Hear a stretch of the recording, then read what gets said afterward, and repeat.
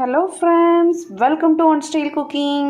நாம் இன்றைக்கி பார்க்க போகிற ரெசிபி என்னன்னு பார்த்தீங்க அப்படின்னா, நம்ம ரெகுலராக பிரியாணி எல்லாம் பண்ணோம் இல்லையா, ஸோ அதை விட ஃப்ளேவர் டேஸ்ட் எல்லாமே அதிகமாக உள்ள தேங்காய் பால் மஷ்ரூம் வெள்ளை பிரியாணி தான் பார்க்க போகிறோம். ரொம்ப சூப்பராக இருக்கும். டேஸ்ட்டும் ஃப்ளேவர் எல்லாமே அவ்வளோ நல்லா இருக்கும். கண்டிப்பாக இது நீங்கள் கெஸ்ட் யாராவது வர்றாங்க அப்படின்னா கண்டிப்பாக நீங்கள் ட்ரை பண்ணி பார்க்கலாம். உங்கள் வீட்டில் ஏதாவது ஒரு ஸ்பெஷல் டேஸ்க்கும் கண்டிப்பாக ட்ரை பண்ணி பாருங்கள். அவ்வளோ அட்டகாசமாக இருக்கும். வாங்க எப்படி இந்த மஷ்ரூம் கோகோனட் வெள்ளை பிரியாணி எப்படி பண்ணலாங்கிறத பார்க்கலாம்.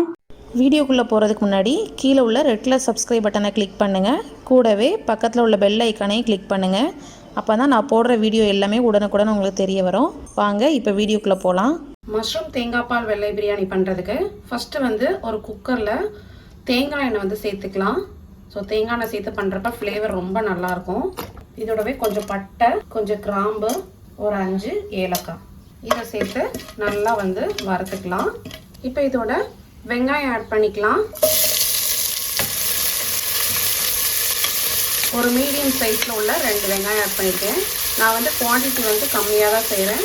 நீங்கள் எந்த அளவுக்கு குவான்டிட்டி செய்கிறீங்களோ அதுக்கேற்ற எல்லா பொருளையும் இன்க்ரீஸ் பண்ணிக்கோங்க.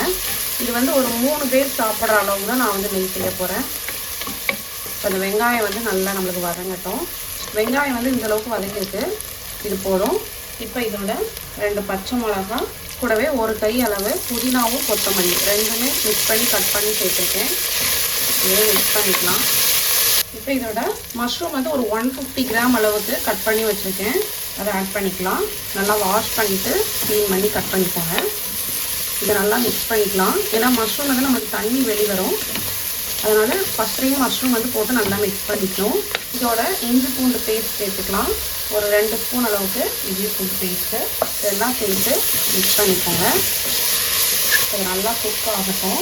இப்போ பார்த்திங்கன்னா மஷ்ரூம் தண்ணியெல்லாம் வெளிவந்து நல்லா குக் ஆகிருக்கு.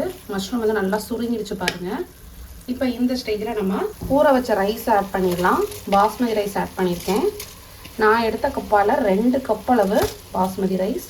2 கப் அளவு பாஸ்மதி ரைஸ்க்கு 3 கப் அளவு தேங்காய் பால் ஆட் பண்ண போகிறேன். இது ஃபுல் அண்ட் ஃபுல் நம்ம தேங்காய் பால்லையே குக் பண்ண போகிறோம். 3 ரொம்ப சூப்பராக இருக்கும், ரொம்ப ஃப்ளேவர்ஃபுல்லாகவும் இருக்கும். இப்போ நம்ம உப்பு ஆட் பண்ணிடலாம். கல் உப்பு ஆட் பண்ணுறேன்.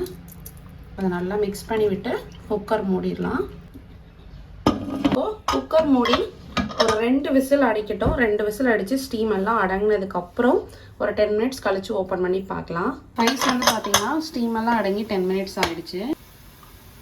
ரொம்ப சூப்பராக ரெடி ஆகிடுச்சு. இப்போ நல்லா மிக்ஸ் பண்ணி விட்டுக்கலாம். பாருங்கள், எப்போவுமே இந்த மாதிரி ரைஸ் பிரியாணி எல்லாம் பண்ணுறப்ப நம்ம கொஞ்சம் பெரிய அகலமான பாத்திரத்தில், பெரிய பாத்திரத்தில் பண்ணணும். அப்போ தான் நம்மளுக்கு சூப்பராக இருக்கும்.